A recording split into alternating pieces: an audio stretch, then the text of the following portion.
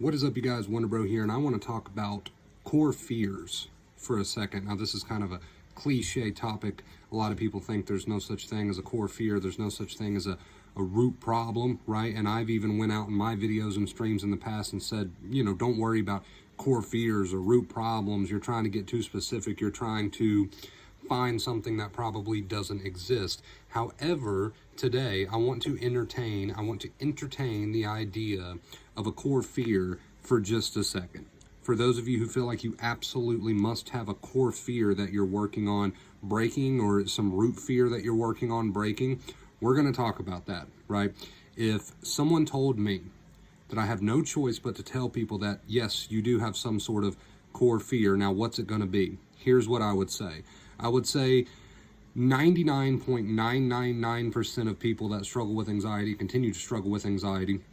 If I had to say that they have a core fear, I would say is this: you are afraid of being trapped with anxiety. You are afraid of anxiety. You are afraid of being stuck with anxiety. You are afraid that anxiety or panic, both, whatever, will not pass until you do said thing or escape said thing, right? So if I was going to entertain the idea of a core fear, now I'm not saying, like I said, in the past I've said don't worry about core fears and root fears and all that. I have said that, but I'm not saying that it's totally irrelevant. I'm not saying that it's totally ridiculous. I'm just saying it's not really worth obsessing about. But if you want to have a core fear that you're working towards, it is going to be, I can promise you, at some point down the line, you're going to realize it is the core fear being stuck in the anxiety state, trapped in the anxiety state, right?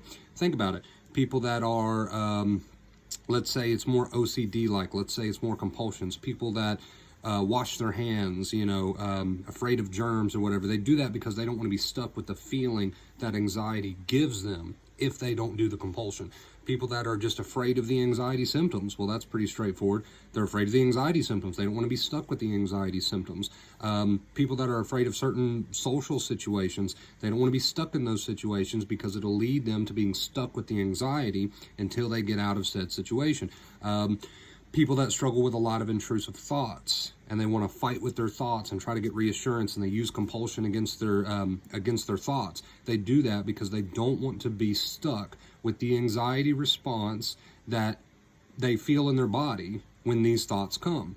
So do you see how it doesn't matter if it's someone who's washing their hands compulsively after touching a doorknob, or someone who's trying to flee a social situation, or someone who's just afraid of the symptoms, or someone who's got intrusive thoughts that cause them a lot of anxiety? All these people have one thing in common, and that one thing is this: they are afraid of the anxiety. They are afraid of being stuck or trapped with the anxiety response until they do the compulsion, until they get out of the situation, until they flee from it, until they get reassurance, whatever, right? So although I'm not a huge fan of digging up bones and trying to figure out core fear this, root fear that, right? If I had to say that there is a core fear or a root fear, I would say it is that. I would say it is that. People are afraid of being stuck or trapped with the anxiety response until they do said thing, flee said thing, fight said thing, whatever. So if you're going to entertain the idea of having a core fear, ask yourself, does any of what I said make sense to you? Does it apply to you? Right? Now, maybe I could be wrong. Maybe some people out there say, no, I'm not worried about being stuck or trapped with the anxiety. I doubt there's many people that can say that. I'd say most people are going to agree with that. But if you want to entertain the idea of you having a core fear, it's probably going to be that, right? It's probably going to be that. Now, how does knowing that help you? It helps you because now you can say to yourself something like, well, I'm applying all of this guy's advice, right? Acceptance. I'm not fighting with the thoughts and feelings. I'm not using compulsions, positive behaviors, the two keys, positive behaviors, not fighting mentally with your thoughts and feelings. I'm using these two keys because I'm working on no longer being afraid of being trapped with that anxiety. The less I use compulsions, the more I just see this anxiety stuff right through. I'm not fighting with the thoughts. I'm proving to myself that my core fear is a lie, that it's bullshit, that I don't have to be afraid of that anymore because the anxiety will die down on its own, whether I flee or not, whether I use the compulsions or not, whether I fight with the intrusive thoughts or not. You're trying to prove to yourself, right? That's the only benefit of knowing what your core fear is. You're trying to prove to yourself that your core fear is bullcrap.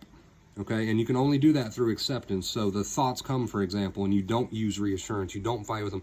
Eventually it dies down a little bit. It may take some time, eventually it dies down and you can say to yourself, I'm a little bit more confident in understanding that my core fear, being stuck or trapped with anxiety until I fight those thoughts, is not true, right? So that would be the benefit of knowing what your core fear is. All right, you guys, and that's why I'm making this video today. Now, I don't think you should go out and obsess about root fears or root causes, things like that.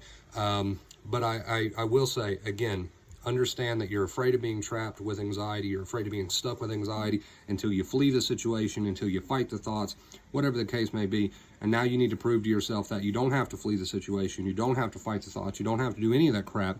And eventually the anxiety will still come down. You have to prove that to yourself so that this core fear no longer has power over you, right? If you don't prove that to yourself with enough practice and dedication, you'll continue to fear that, yes, my core fear is real and I'll be stuck with anxiety until I do A, B, C, D, right? And it'll continue to have control over you. So thank you guys so much for watching this video. I really appreciate it. Leave a comment down below. Let's confuse the people who didn't make it all the way to the end. We do this every time. I'm running out of ideas though. Let's see. Let me know in the comments below if you made it to this point in the video what